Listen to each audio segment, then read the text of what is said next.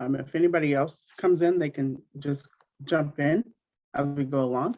Well, good day, everyone. It's nice to see everyone today on this nice, looks kind of chilly outside day. I'm sitting in my house. I have a turtleneck on today because it is a little chilly in where I'm at. But welcome to our second session of literacy enrichment. Today, we're actually going to get into, as I had said before in session 1, we're going to talk about integrated best practices. Just a little bit of housekeeping. I do encourage participation through these sessions, whether it's through the camera, through the chat box, or through discussions. And if you could add your name down at the lower left-hand corner, that makes things good. It just kind of adds your name, put your name, your face, and your voice so that people can identify who you are and also get to know who you are as well. Definitely utilize the chat box. We do, especially today. Today will be definitely a day that you'll utilize that chat box. But if you have any questions, feel free to put your questions in the chat box. If you want to speak to other people, feel free to do that as well.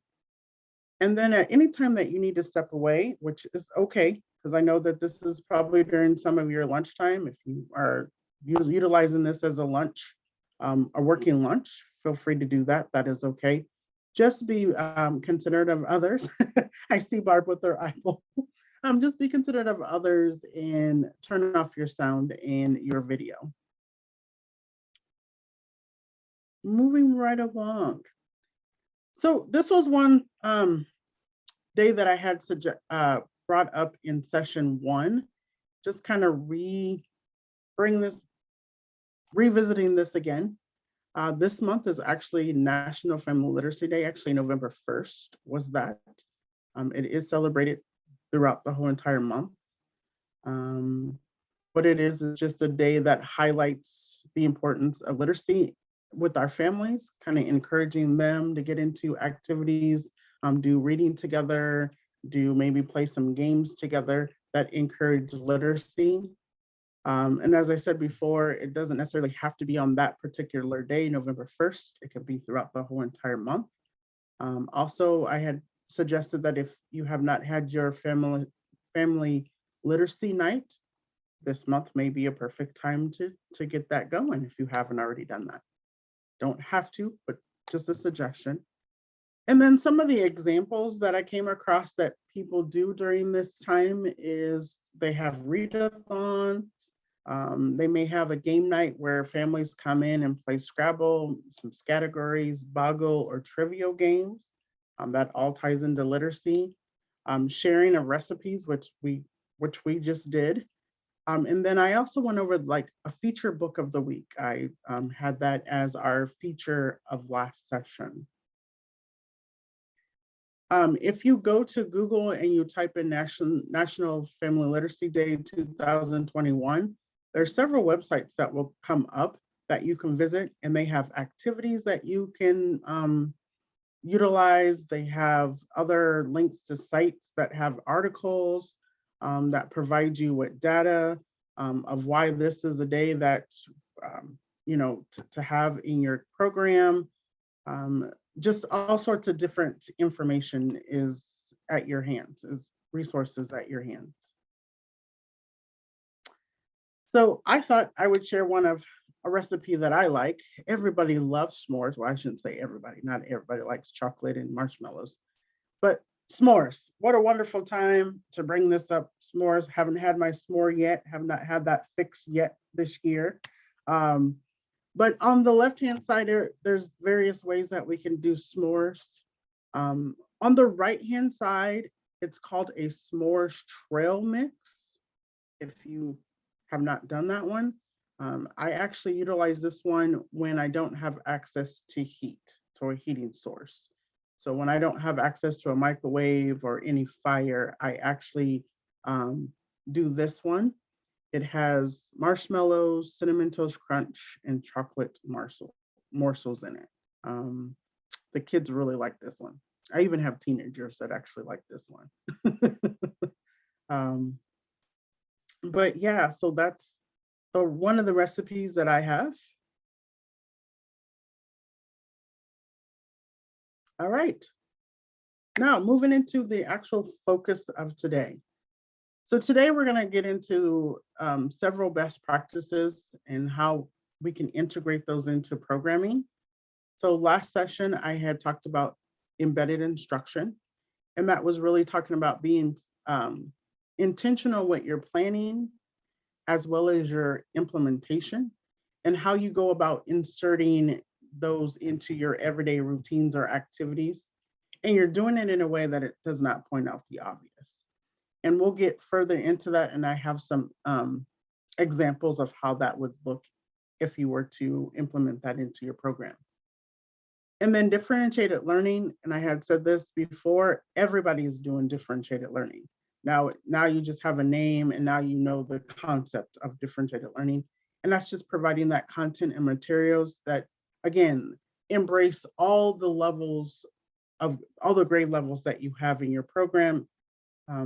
It also embraces all the learning styles that you have within your program as well. The way that we learn, so like hands-on activities through discussion and through writing and reading. And then the last one is content and delivery. Being aware of what your content is, whether it being if it's grade appropriate, and then also skill set appropriate. And when I talk about skill set appropriate, I'm really talking about like developmental, like the physical. Are kids able to do this on a physical level? Are they mentally and emotionally able to do what I'm asking them to do? And then the style of delivery is just being aware of your style of delivery. Any questions about this integrated best practices? Any comments, thoughts on this?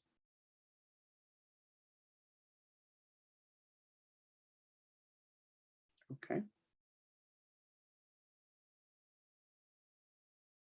Before I get started, you know what? You should have received, if not, the session 2 workbook page.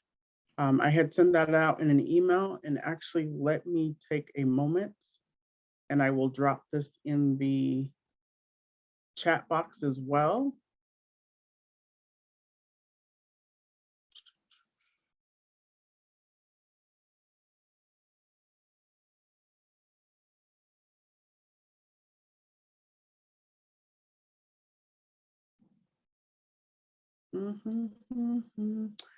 You do not necessarily have to use this workbook page.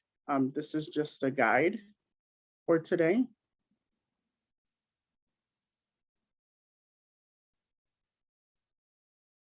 I already go ahead and drop that. You can go ahead and access that. Again, you don't necessarily have to use the workbook page, it's just a guide for today.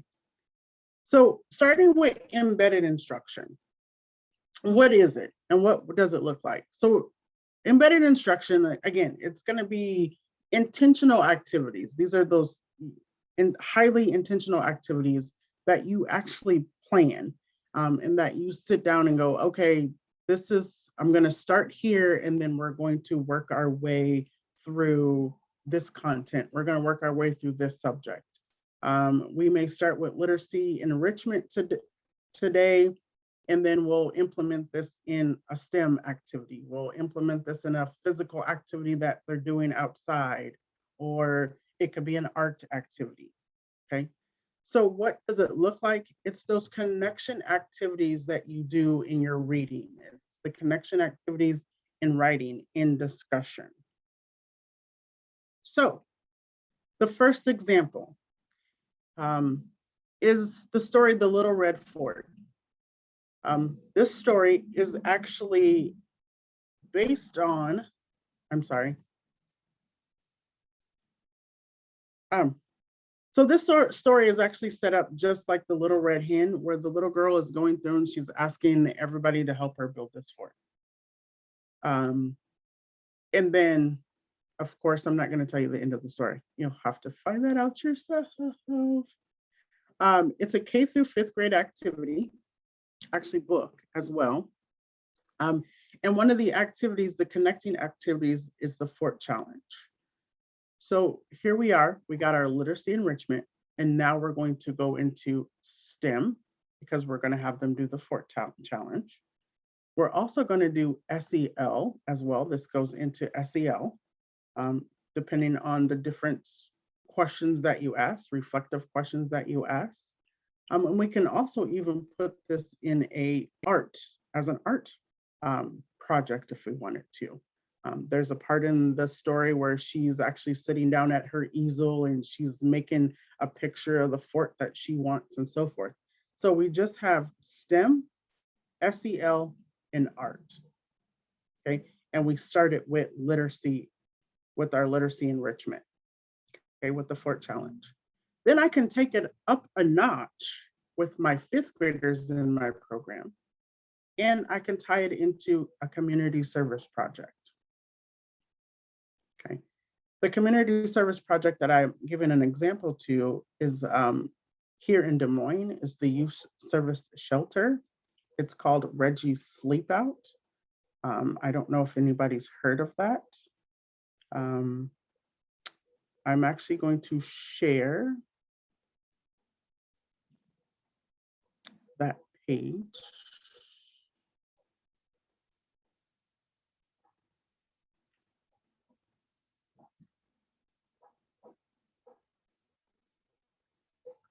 Can you folks see that page? Okay. So this is actually a community, I mean, you can use it as a community service if you want. You can even turn it into a service learning project. That's up to you. But if I was to take this to the next level with 5th graders, I would talk about homelessness, because this gets into homelessness.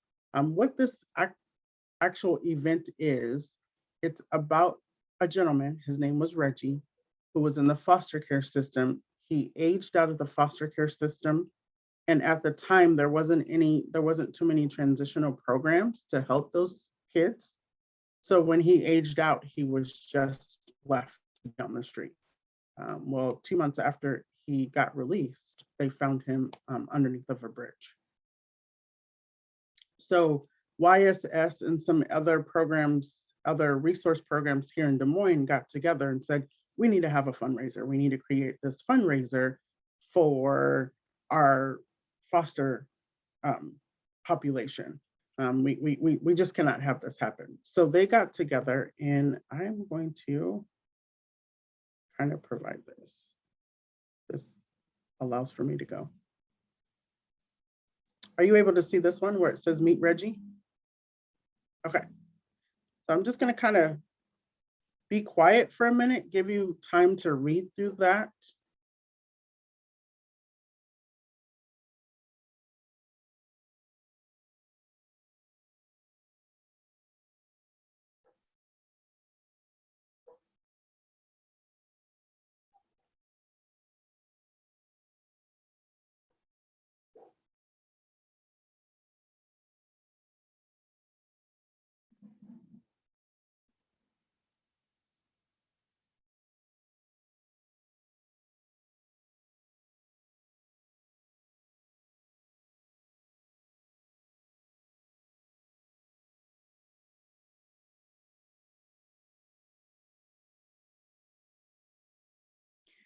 So as you see that over the years, this fundraiser has provided money to help with building transitional programs.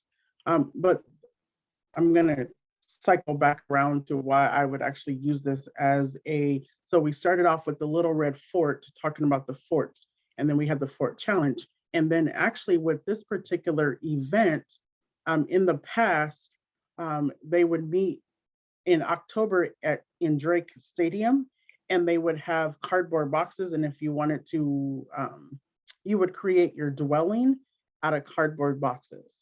Now they don't have any pictures or anything up. So the next session, I'll see if I have pictures from when I participated and show you what I'm talking about. But yeah, so cardboard boxes, and folks, let me tell you, the kids would meet at Drake Stadium. It's an overnight event. and they would create their dwelling out of the cardboard boxes. But going back to that book, now we're talking about homelessness. Now we're talking about, how can we help our community and the things that you can do in the community. So that's, like I said, embedded instruction.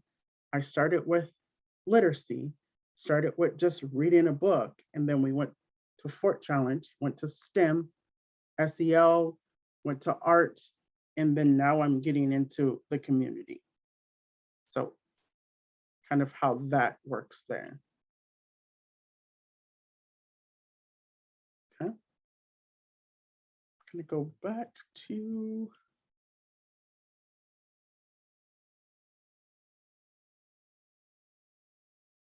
my presentation here. Okay. So that's one example of embedded instruction. Okay. The second activity, and actually I want people to participate in this one. So if you have paper and pencil or paper and pen, go ahead and get that. This activity is a K through second grade activity, as well as a third through fifth grade activity. And this is going to come down to how you deliver it. It's going to make the difference. So I'm actually delivering it for the third through fifth grade. This activity is based on the book Friends, which is over here in the corner. Little cute book about these three friends who do everything together, help each other out. And as you could tell with the picture, and I'll actually make it a little bit bigger, they're having a grand old time on that bicycle. The rooster's up at the top, the lookout. You got the pig and the mouse who is pedaling the bike. So it's about these three friends that do all sorts of different activities together. So again, we're starting with our literacy, starting with the book. And then now we're going to actually get into art. This is going to go into art as well as SEL again. I don't know why. I have a trigger finger today. Sorry. Art as well as SEL. And then you can, I'm sure you find activities, connection activities within the book that will also put it into physical activity. Hey, we're outside running around, we're outside doing some things. I want you to act like you're a robot. Three of you get together and act like you're a robot. So, I mean, this can go into multiple content. But the activity that we are going to do is we're going to actually create a friendship wreath. So with your paper and pencil, go ahead and trace your hand on your paper and pencil.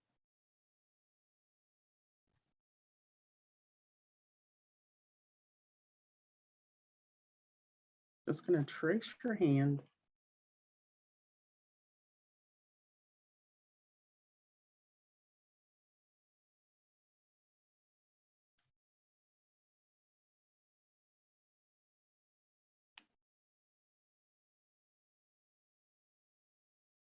Okay. So starting with your thumb, well, actually, excuse me. So the palm of your hand, you would actually put a picture. So you would have put a picture of yourself. You can either take a picture of the kids and put that there, or you can have them create their own picture to put there. And then going with your thumb, with your thumb, write down what your favorite superhero is or superhero that you like in your thumb.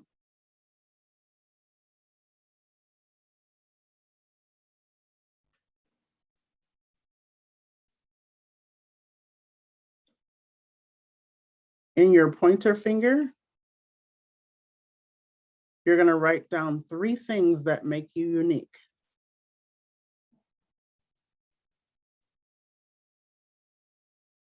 And hopefully you'll notice that this is why this will be 3rd through 5th grade. because I'm actually asking them to write. It may possibly be for second graders depending on how they're writing, where their writing is. But I definitely would not ask a kindergartner. They're not quite there with writing. Then with your index finger, yeah, yeah, your index finger, then you're gonna write 3 things you like to do.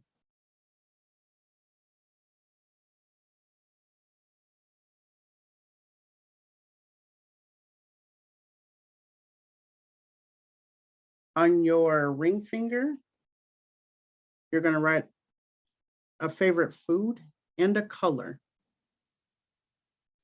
So what is your favorite food and color? And if you are a person who has multiple foods and colors, that's fine. You can go ahead and put that down as well.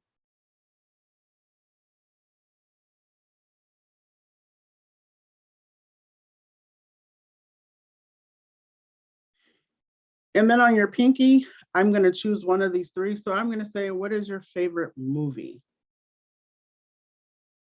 What's a favorite or a movie that you like? It doesn't necessarily have to be your favorite. It can be a movie that you like.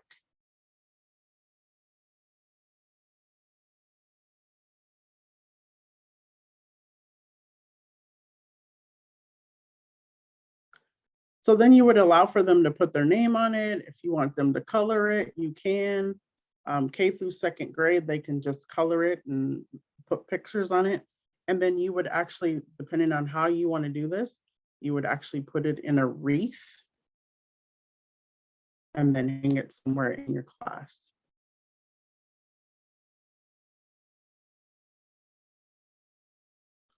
You can turn this into an SEL activity, like I said. So we have literacy, we have art, because now we're doing art. We could turn this into an SEL activity by asking reflective questions. What did you learn about yourself?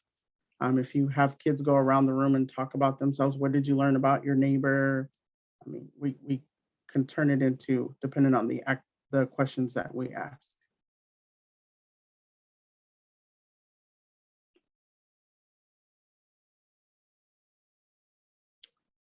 Any questions or comments or thoughts about these 2 activities?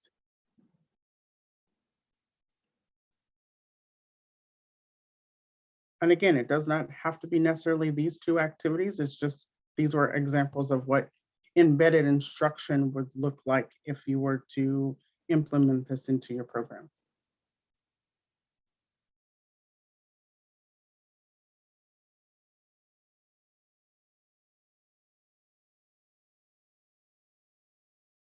Any questions, comments, thoughts?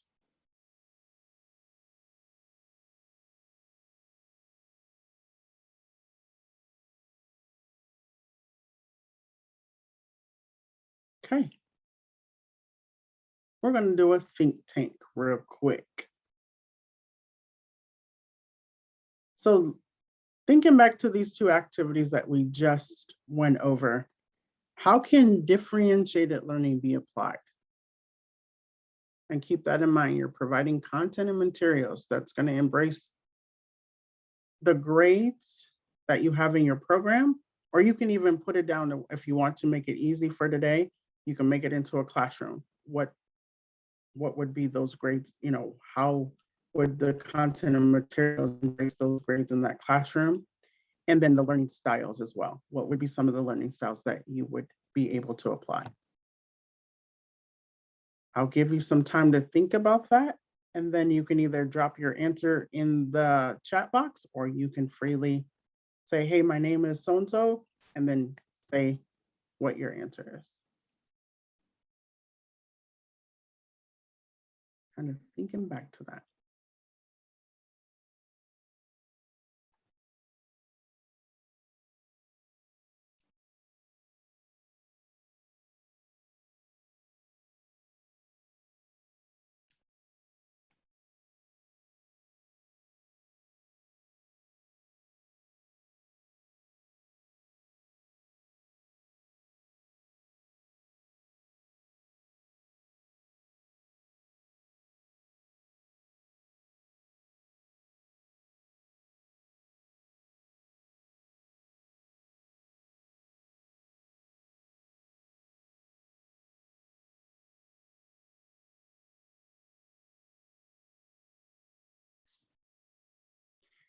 Anybody want to jump in? You can also put your answer in the chat box too as well.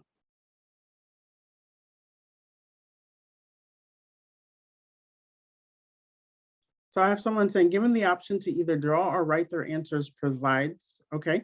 You can also give them a choice to list 1 to 3 answers. Some will only choose one, but while others will want to write a lot. Yes. Mm-hmm.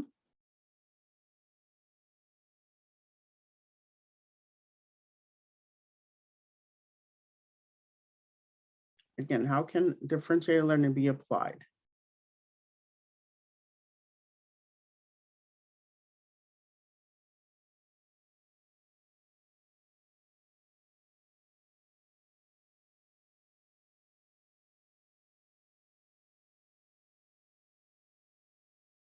I'll ask this question. I'm unmuted, sorry. That you could even use this activity for the different seasons, and maybe for each hand, that you do have it be different questions that relate to the season that you're coming into. You know, what do you like about the fall? You could really take this activity and do it multiple times and learn lots of things about the kids. Yes. Mm-hmm.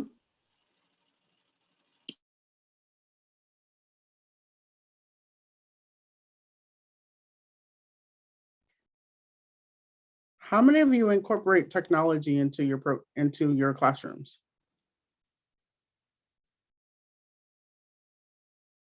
Barb says it could be used in many ways, and SEL listening skills come to mind. Yep. How many of you incorporate technology into your programs?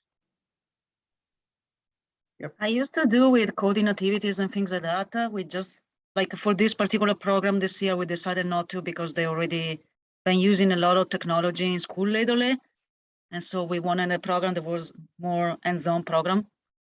Yeah, besides like watching videos, that's one thing that I use a lot in alternative to books. So sometimes we watch didactical videos to introduce a topic, and then we move to an hands-on activity. And usually at the end of the video, during the video, there are some debrief questions to see what they got. Sometimes we go back on the video and try to answer those questions. So I try to encourage them to actually watch the video and get something from it, because a lot of the times with a lot of the kids, it's just like sitting in front of it, pay attention about a lot of things that are going on in the room, but not about the content of the video. So you have also to work on that. But yes, there are also some great coding activities out there. And sometimes I did activities where there was one year on a site where we just like created a website all together. It was challenging with the younger kids for sure. Like it wouldn't be, I don't think it's a good activity for kindergarteners and first graders. Maybe second graders up is better. But it was very interesting. You just take like one of those sites where you can build a free website and go through all the steps and make them decide colors and create logos and things like that. So, yeah. Nice. Yes. Mm-hmm. And actually, as we go through, I will talk about the content part. You brought up a good part that we'll talk about content. And what I mean by, and also to add to what technology, sometimes folks, you don't necessarily have to read the books. There are websites that have, or you YouTube it and somebody's already reading the book and you can have it played, and you could just sit back and kind of maybe be at the table with some students or whatever, but you don't necessarily have to read. There's people out there that have already read the book. There is a website called Story Online that actually has famous people who read books, and it changes. I don't know how often they change the books that are on there, but yeah.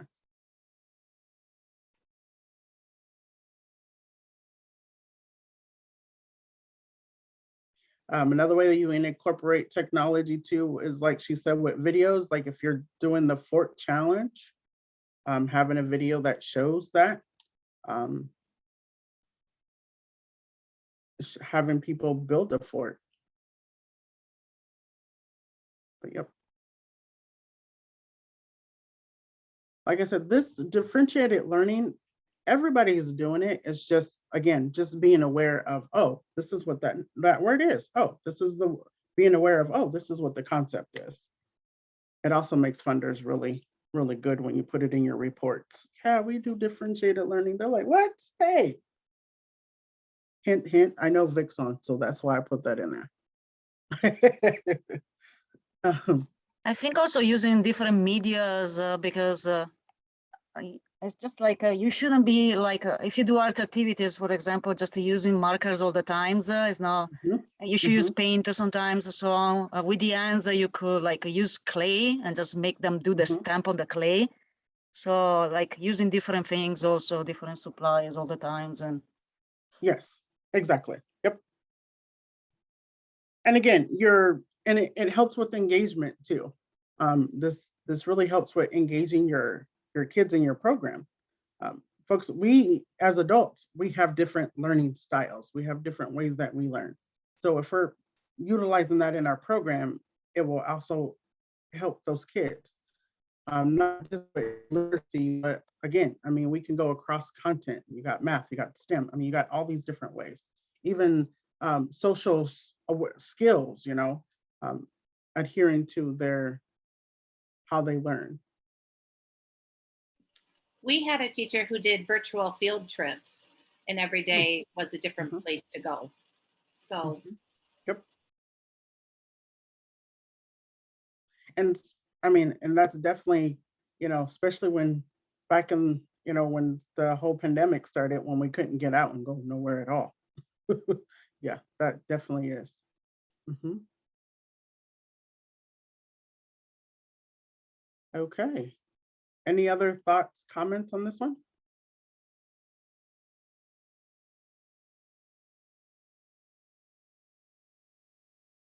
All right, we're going to continue to move on.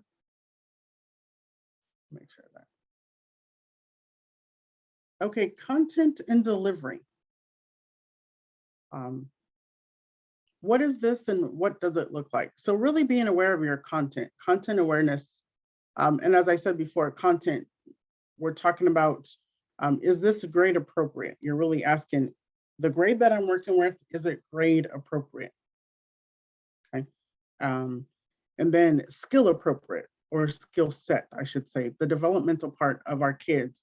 Is this appropriate for them? I'm asking them to do this physical activity. Are they capable of doing this activity? I'm asking them to think on this level. Are they able to think on the level that you're wanting them to think?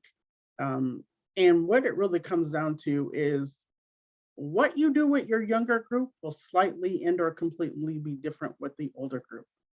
And I say that because a lot of us, we get activities, we're out here, we're looking for activities.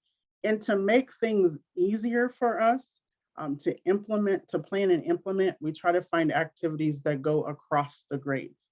So you try to find an activity that goes from kindergarten all the way up to 5th grade, or maybe even middle school, high school. We try to find it so that we don't have multiple activities going.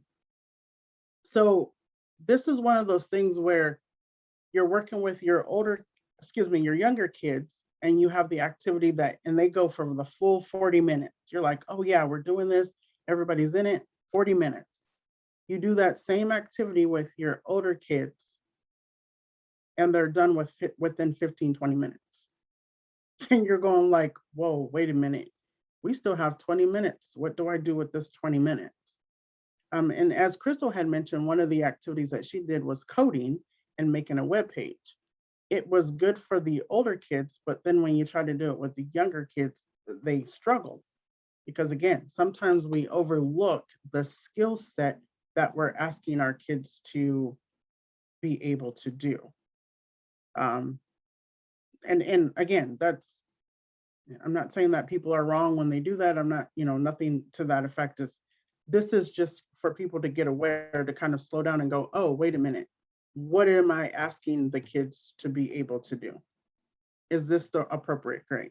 Because some of us may get on Pinterest, and you're looking at those activities and it says, oh, this is for kindergarten through 1st grade or kindergarten through 2nd. The content is good, but then when you start getting down into what you're asking them to do on a skill set level, it's like, oh yeah, the group of kids that I'm working with, that's not going to work. Okay. Even to the dynamics of the group, it may not even work. I'll give a quick example and then we'll go into the activities. So I'm a former classroom teacher, middle school business teacher. I had a lesson plan that I was doing with my 8th graders. The first class, oh my gosh, we were in it 50 minutes, boom, boom, boom. I mean, everybody was clicking. It was to the point where the bell rung and I was like, oh my gosh, everybody's like, oh, Miss Slaughter. And I said, don't worry, I'll send out an email. My second class came in, second group of 8th graders came in, and we started to do the activity. And folks, 8 minutes in, I was looking at kids like, they were looking at me like a deer in headlights, like, whoa, Miss Slaughter, we don't get this. This is not clicking for us. Well, one of the mistakes that I made as a first-year teacher, well, actually second-year teacher at this time, second-year teacher, was that I didn't take in consideration the dynamics of the class. I didn't take in consideration the kids that were actually in the class. In this particular class, I had more sped ed classes, more sped ed kids. I had more ELL kids. I didn't take that into consideration. And I completely had to say, okay, today we're not doing this activity. We'll do something else, but we will come back to the activity. So it's just one of those things where you're just being aware of the skill set that you're asking, what you're asking from your kiddos. So any questions or comments on that part right there on the left-hand side? Any comments or questions or anything about being aware of the content? Also, being aware of your delivery style, how you deliver activities.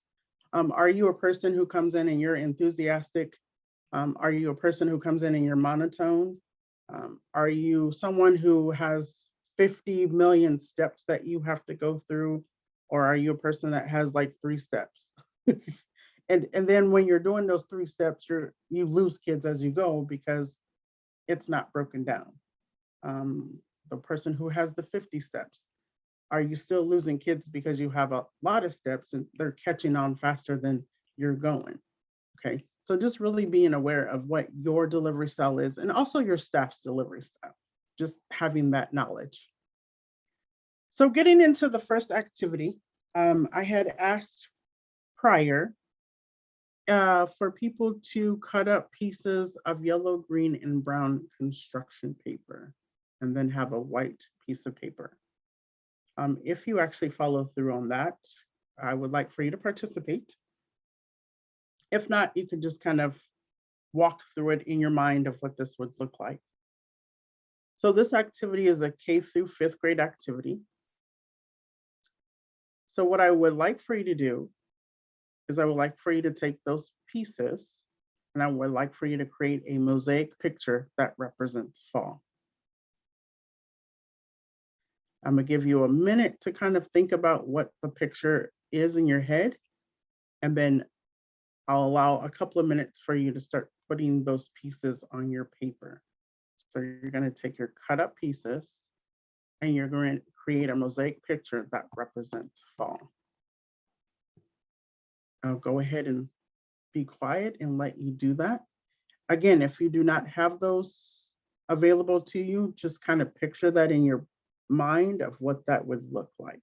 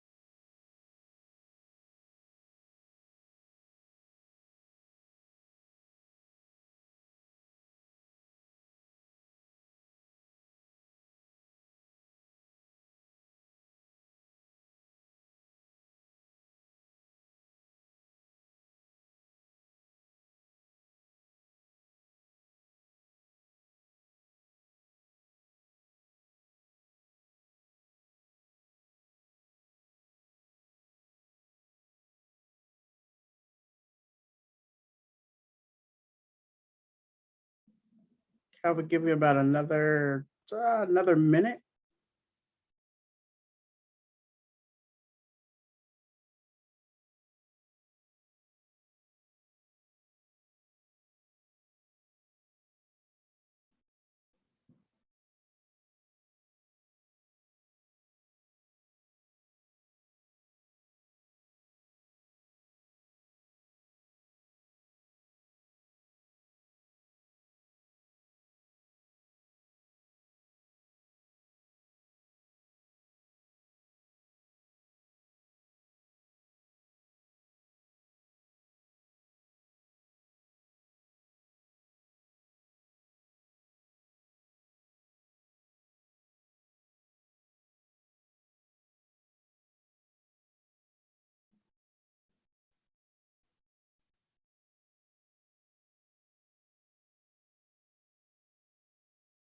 Okay, if you can, just kind of get to a place where you can stop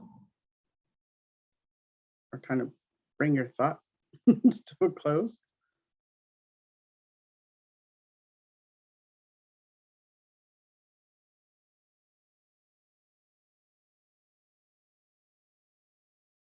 And the question that I have for this particular one, when you were doing this activity, what was going through your mind? Did you have any thoughts going through your mind? Because notice that the instructions were very vague.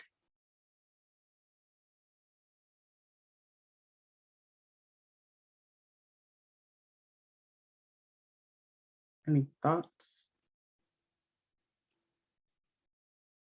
Maybe questions that were going through your mind? So my thinking was that a lot of kids probably would have spent all this time just to try to figure out what to put in their mosaic, maybe.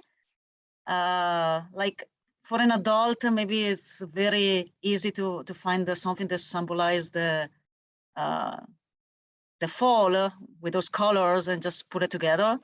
But a lot of the times I find that for kids is difficult if they don't have specific instructions or like some suggestions maybe.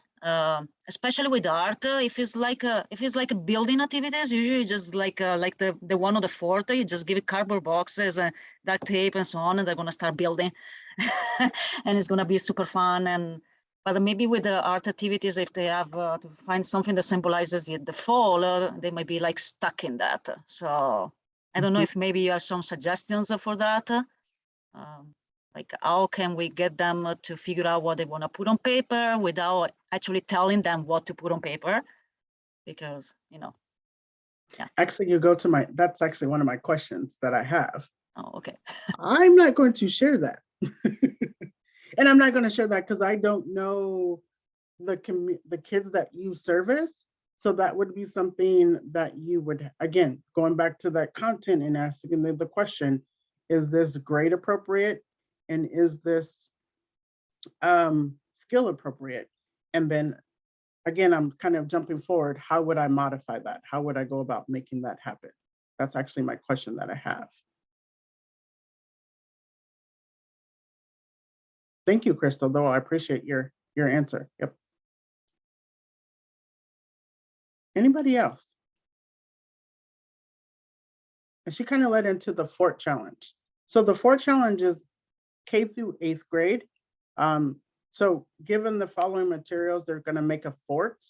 So of course they have cardboard boxes, duct tape, zip tie, scissors. And yes, I do have box cutters, but of course we all know staff has the box cutters. I don't even give box cutters to teenagers. So, but staff will have the box cutters. I've done this activity many of times with teenagers, and like I said, I don't give box cutters to teenagers. We're not playing swords with box cutters. No, cannot have that. But it's on the same line of that. Like I said, it's a very general thing. The instructions are very vague. You could take it how you want to. And I'm actually going to go to the next slide. So think tank. As I was saying with Crystal, so with these two activities, first of all, would these activities be appropriate? the content and skills that you're asking kids to do for the groups that you work with. I'm gonna say why or why not. And if not, how would those activities be modified to fit your program? Okay, so I'll give you some time to kind of formulate that answer. You can either drop it in the chat box or you can speak up. Again, with these activities we just talked about, so the mosaic picture and the fort challenge, would they be appropriate content and skill-wise for the groups that you work with? If you're saying yes, why? Finish that out and give why are you standing on a yes? If you're saying no, why do you stand on your no? Why do you say your no? And then if not, how would those activities, how can you modify them to fit fit your group?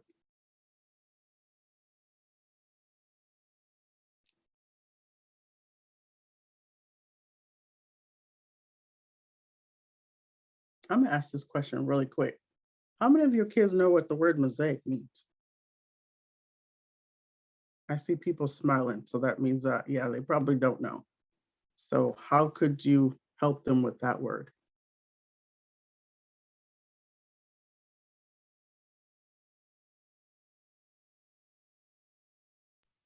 I think that's the part where you introduce the activity usually. So like if it's an hands-on activity about mosaic, you will have like a book or a video or something that talks about mosaic and explains what a mosaic is and go over that. And like, you can even ask at the beginning, do you know what a mosaic is? And if they don't know, okay, let's just watch a video or read this book and then we're gonna learn about it. Sometimes you might be surprised there are some kids that know Exactly. crazy Mhm. stuff and they answer, but Exactly, yep.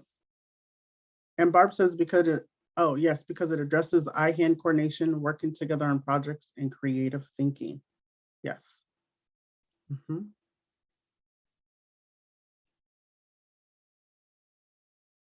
And I put the word mosaic in there. Usually they use the word collage, but I put mosaic in there because not a lot of kids know what mosaic is.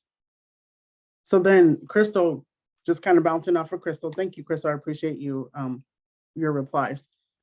So circling back up to embedded instruction, now you're bringing technology in there or you're bringing maybe library books in there where they're able to read or they're getting information from another source. You may bring pictures of mosaic art around your community and share that out with the kids. You may have somebody who comes in, an artist who comes in from the community and talks about mosaic. I will say this, most of the kids by the time they hit 5th grade will know that word, they've heard that word, may not know it, what it actually is and what it is, but they've actually heard that word because of art class by the time they hit 5th grade.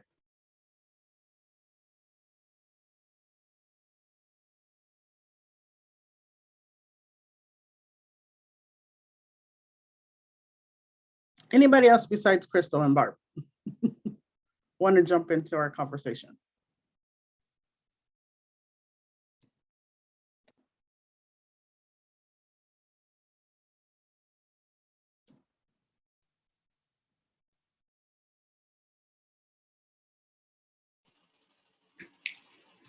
We do something similar to this with some STEM activities. And the first couple of times the kids are real nervous because they're so used to be given every direction step by step on how to create things. So when you just hand deliver them, here's your material, see what you can do, it really throws a wrench at them. But by the 2nd or 3rd camp that they've been to like this, they are ready to start creating things. If you want to differentiate that, some kids work well in a group, some don't. So you can also give the option of, do you want to be part of a team or do you want to do it individually? I think that's an option that's important to consider too. Thank you, yes. And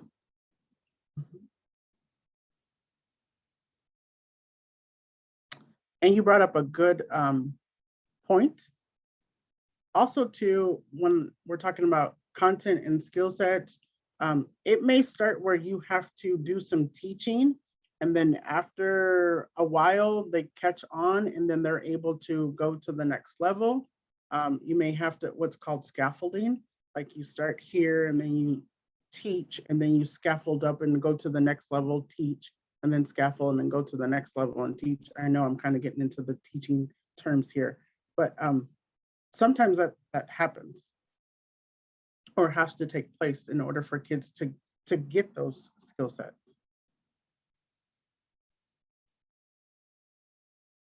But yes.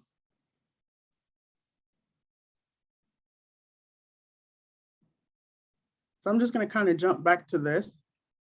Just so you know that this activity is actually is for K through 5th grade. The first activity, the mosaic picture, is actually for K through 5th grade. It's going to come down to how you deliver that activity. Some of you, we can get into, let's do some vocabulary building and we'll teach you what mosaic is. We're going to let you just, with the Fort Challenge, we're going to give you this activity and start you off with teaching you how to do it. And then we'll go to the next level and then let you loose.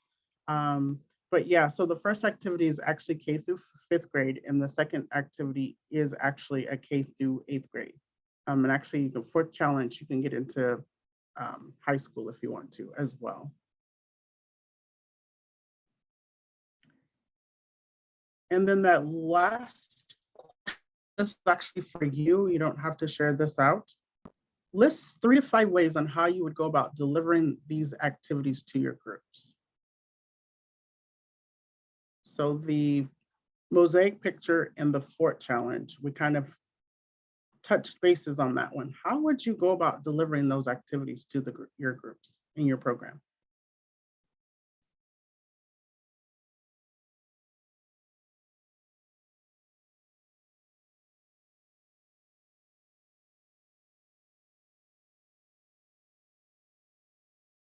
Because again, we get out there, we get on the internet, we come across activities out there, and it says that it's for K through 2nd grade. Again, it's like, oh, well, wait a minute, this may not fit the skill set I'm asking my group, but how can I still do this activity with the group that I have? How can I go about delivering this activity? And this actually also goes to including your staff. So do I have to provide training for my staff for this activity to be delivered? Some extra training? Is there a couple of particular staff that I have within the program that are able to do this? Just kind of thinking on those lines.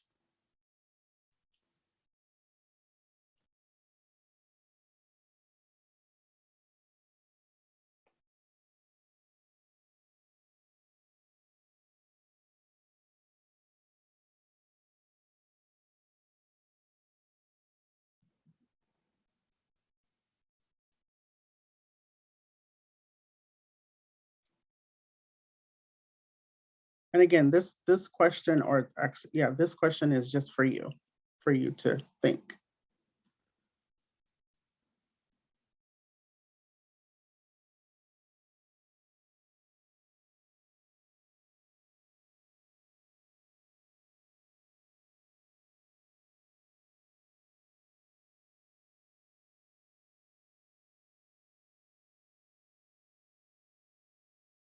Okay, I'm going to go ahead and move on.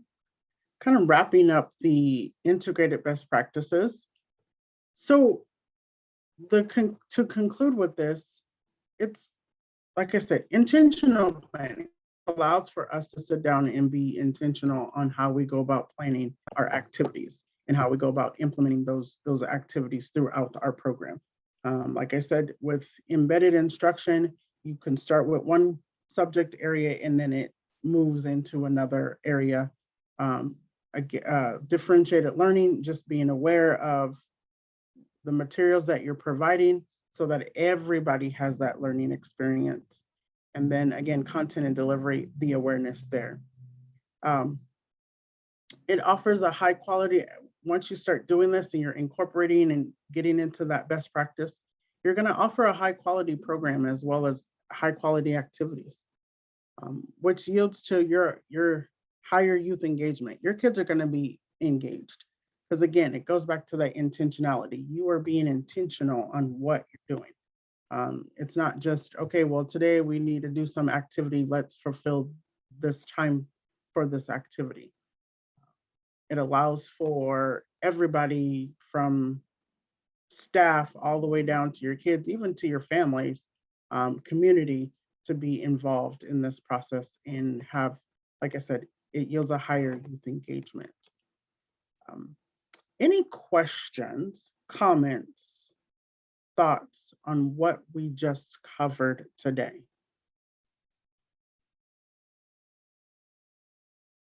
Anybody have any comments, questions, or thoughts of what we covered today? And again, feel free to use the chat box if you want to.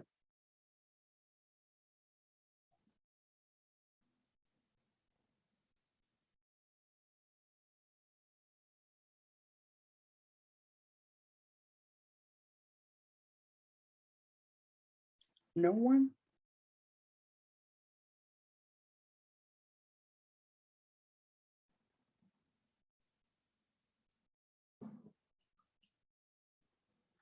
Well, I'm going to actually, Crystal, I'm going to take a 5-minute pause here. Okay. Let's go ahead and take 5 minutes.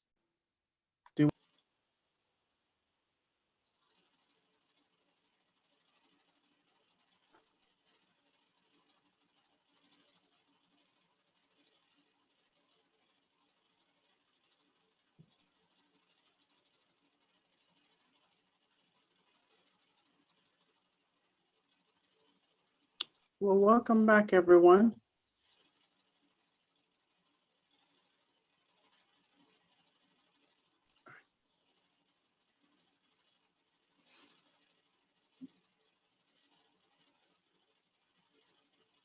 Oh, sorry. Like I said, I have a trigger finger today that's just all over my screen. So today we discuss integrated best practices. Just kind of, like I said, we focused on embedded instruction, differentiated learning, and content and delivery. Just to give you some food for thought. Just being aware of if this is something that you do within your program. It's something, you know, like I said, best practices. I always try to put best practices in my sessions. So it helps us in our programs. Like I said, you have those high quality programming as well as activities. So to leave you with, before we leave today, I wanted to actually do some activities with you or introduce some activities to you. The first activity is called Bananagrams with a Twist. I don't know how many of you are actually familiar with the actual Bananagrams themselves, the actual game Bananagrams. This is actually a pretty good activity to have. This activity, it's $15. You can get it at Target for $15, or you can get it at Learning Post for $15. It's just, as the picture looks, it just has a bunch of letter tiles in it. The actual game is pretty fun. Kids, you know, you get in there and you just actually kind of, it's a Scrabble. It's just another way of playing Scrabble without the points. But I've created a game using these Bananagrams, and it has a twist to it. So if you have these, I would like for you to participate. If not, you can just kind of walk through. You can also do this game with letter tiles or Scrabble pieces.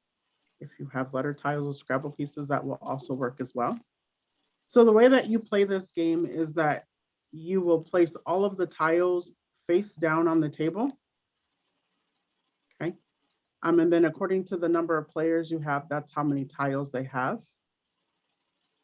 They have to create 3 or more. The words that they create have to be 3 letters or more.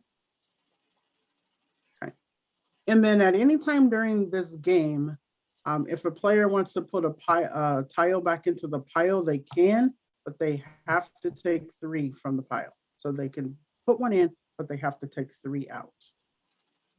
Okay.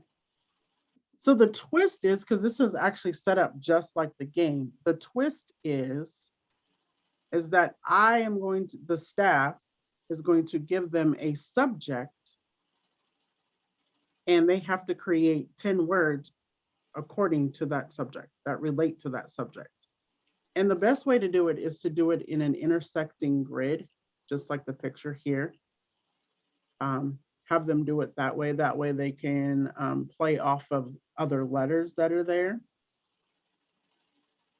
So do I have actually anybody who has the bananagrams or letter tiles or Scrabble pieces? Okay, not at all. Huh. You just gave me an idea there. Okay. We have them at work, but I'm at home, so. Yeah, but not, yeah, not. Okay. So yeah, so you would literally, so you would have them pick however many tiles they need, how many players, and then you would give the subject. So winter, we'll do winter. And they would have to come up with 10 words that relate to winter. The first person who comes up with their 10 words is of course the winner. And you can do first, second, and third. And that counts as 1 round. So you can play as many rounds as you want. If you have kids that are advanced, you can do 12 words. If you put them in partners, you can do 10 to 15 words that they have to come up with. Okay. This activity is 3rd grade on up. You can probably do this with your 2nd graders depending on where they are at with spelling. Okay, depending on where they're at with their spelling. Like I said, everything is set up just like you were playing bananagrams, except for the last part, the twist part, where you actually give them a subject and they have to find words that relate to that subject. Any subject. We could do basketball. We could do, I don't know, gymnastics and have them come up. We could do Summer Olympics and have them come up with things. So yeah, the sky's the limit on what you have them do. Any questions on this particular one or comments, thoughts? Okay. And like I said, you can play this game multiple times, many of times. And as you play it, you may add to it just to make it more challenging for your kiddos.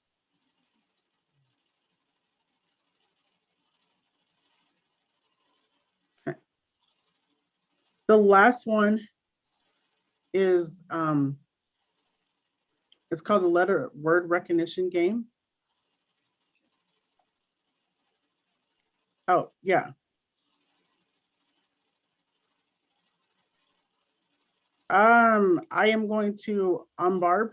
So Barb said younger grades, could you give them a list of sight words and have them build them?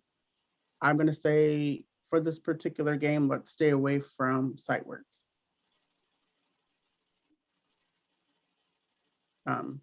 And I say that because with the sight words, we're only limiting the words, just that list of words, to where we want kids to actually be able to, I mean, go outside of that, if that makes sense. I mean, by the time they're age 4 and 5, they have 5,000 words in their vocabulary. You know, we want kids to be able to explore those other words. Yeah. This one is a letter word recognition game. I actually created this game based on a program that I was working with, actually several programs that I was working with. This one is the same thing. You're using the letter tiles or your Scrabble pieces or even the bananagram pieces. And this time you're actually putting them face up in the middle of the table so that they can see the letters. Staff will select a word depending on, and this is actually for your kindergarten through 2nd graders. This will be K through second grade, even your pre-K if you have pre-K. You can do this for pre-K through second grade. And I will email this out, folks. These two activities, I will email these separately. So give me till Monday at the end of the day and I'll email them to you. Either email to the contact person. So then they stay face up in the middle of the table and staff will pick a word and staff is going to spell that word out. And you can be fun with this. This could be something where you're going like, okay, I spy a word in the room and it starts with the letter C. So then the kids will go to the pile and pick out the letter C. And they have to also say the letter as they're picking out the letter. Staff will say the letter A. They will say the letter A as they're picking out the A. And then so on, T, same thing. Once staff has spelled out the word, if kids can raise their hand, if they recognize it, raise their hand instead of shouting it out. I mean, of course, we're gonna have kids that shout out the word, but have kids raise their hand and then go from there. And you can call on a kid and say, okay, what's the word? Okay, so you would do this for all words. And like I said, you can be creative. I in the room, the word, and it starts with D and you're spelling the word door. Okay, just kind of be a little creative with this one. If kids are not getting it, then you can provide clues. If it's a cat, maybe say, well, this animal makes, it's an animal and it makes the meow sound. Okay. Just so they're getting their letter recognition, doing letter and word recognition game. And this one, I would actually stay away from the sight words again.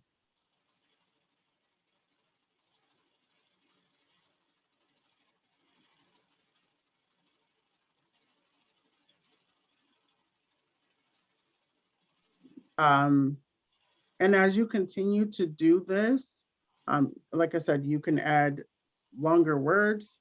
You know, you can, I mean, you probably could do supercalifragilisticexpialidocious and see if somebody can do that word. I mean, you know, you can continue to move with this word, with this game.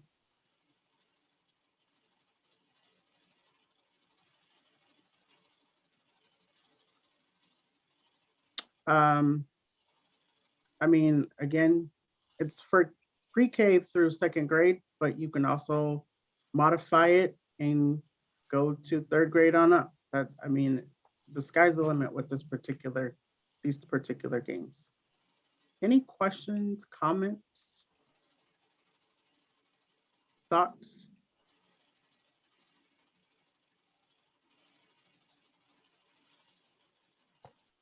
Again, and these are activities that you can easily implement. Don't really need a lot of planning time to put these activities into play.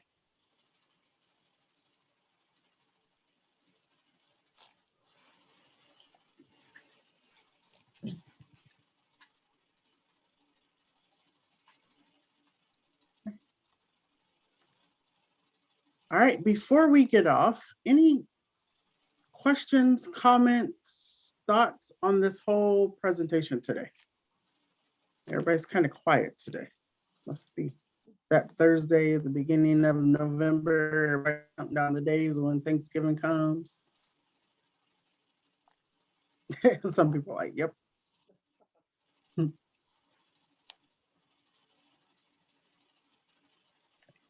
Our next session is Thursday, December 2nd. Come ready to do activities. That one's going to be nothing but activities. Come ready to do activities.